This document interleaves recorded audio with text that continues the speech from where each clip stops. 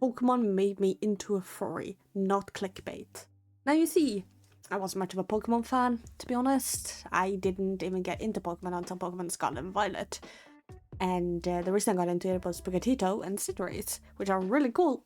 But as an artist, when I was younger, I used to do human art and just make silly ass characters. You know, those characters like, oh yeah, they're a demon prince from hell that was an angel in another lifetime and now has angel wings and sees into the future, and like anything you can think of. I made an OC out of it because I just wanted to grasp at anything creative and just get it down.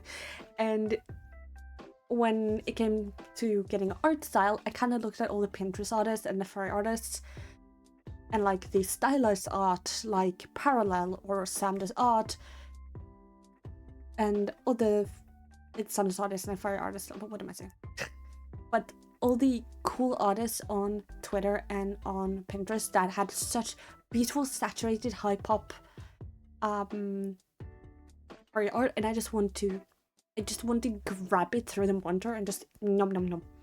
So when I began studying Pokemon art, of course I was gonna get into it. I mean, like, who doesn't? They're super cute characters. And after playing the game for so much, I nuzlocked it, I beat it normally, I still have a save file for it, and I've just been like vibing on it every so often, just like trying to get into shiny hunting. And I watched so many videos of it, and it naturally became a part of the process to make it simplified like the Pokemon art style, even if it no longer resembles it. But how did I even get into art in the first place? I have vague memories as a kid of pretending to be wolves with friends. Like when I was like 10 or something like that. I'm never gonna live like that now.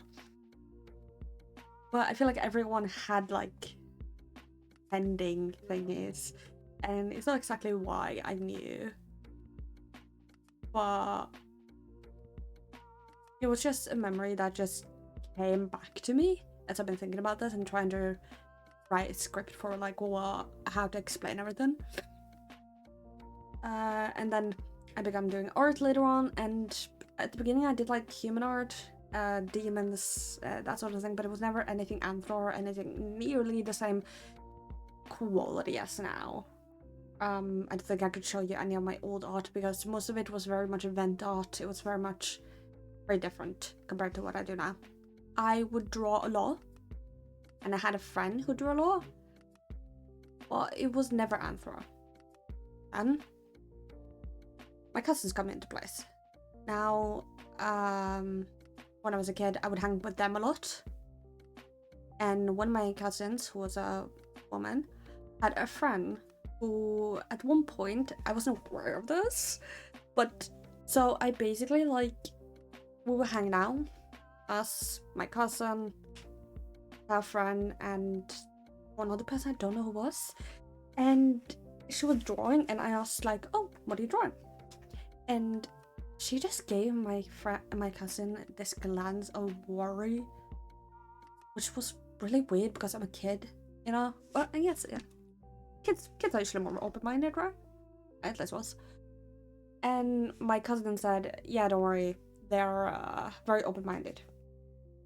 So she explained to me that she's a furry artist, and I was so excited because I heard artist, not much else. But after that, I continued to just like hang out on my own, and you know, it was something that was just kind of thrown away in the background. And then I began drawing and doing social stuff. Going on stream and streaming, and part of that became doing art. Early on, I think I just did whatever chat told me to do, draw whatever they told me to do. And then I stopped, and then I began again. And when I started studying Pokemon's art style, I just realized how simple it was, but how also expressive and insanely cool the character designs were. Like Buzel being the silly little don't remember the word, but he having a little floaty on his neck as well, which was just so cute. I think some of my favorite designs, just to leave that in between here, are like Masquerada, Mimikyu, really love one of the dragon types, but I can't remember the name off the top of my head. Litten is also really cool. I actually like, I'm surprised I like the third evolution as much as I did. But the designs are just so cool, especially on the human characters, but also on the Anthros animal-like characters as well. And it just kind of made my brain silly happy, and I wanted to study more of that. And it ended up being more Pinterest furry art and artists on Twitter that I would just look at and be like, yes, I want this, I need this, I need to be this, I need to numb the art. But anyways, the reason why I didn't fully commit to it at the first point was kind of because I didn't know I was a furry, and I felt like I was a poser if I drew furry art as a non-furry, even if that's completely okay and you can do that. But after I came out, I think it became more prominent that I drew furry art, and I kind of could tell something was going on in the back of my head, something was processing, because also I had the character on screen, Cade. A lot of people asked me who made him. I made him, but it wasn't always Cade. There were a bunch of other characters that I tried, a bunch of other VTuber models, a bunch of other creatures and humans and non-humans, and I always had more of a fascination for non-humans compared to humans.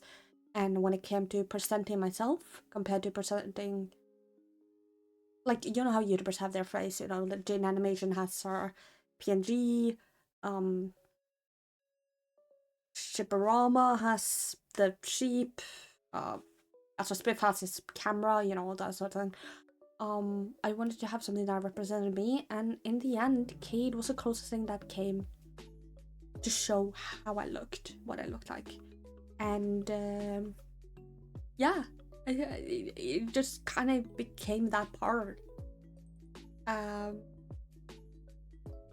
So yeah, that's kind of how it happened.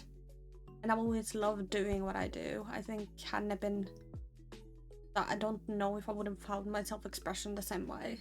And it's very weird to think about, because I struggled so much with finding a way to show myself.